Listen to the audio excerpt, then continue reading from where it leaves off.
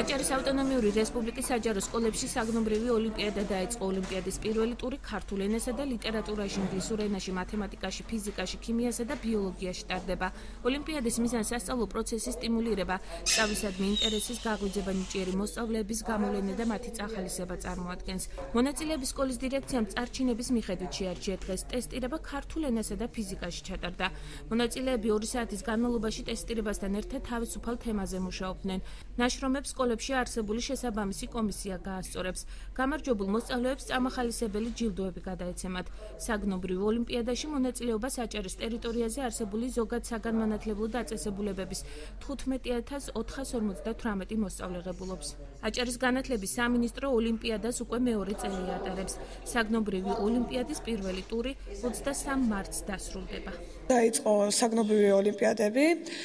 ყველა სკოლაში ერთდროულად ტარდება ეს ოლიმპიადა და მონაწილეობას ღებულობს წარჩინებული მოსწავლეები. პირველი ოლიმპიადა დღეს იყო ქართულში. ტესტი არ არის რთული, არის პროგრამა, რომელსაც გავდივართ ჩვენ ამ დროისთვის სკოლაში, ანუ ვეფხისტყაოსანი, სუხასაპორბელიანი და ასე შემდეგ. დღეს ქართულ ენასა და ლიტერატურასა და ფიზიკაში ჩვენი სკოლიდან ქართულ ენასა და ლიტერატურაში მონაწილეობდა 91 მოსწავლე, ფიზიკაში დარეგისტრირებულია 38 მოსწავლე.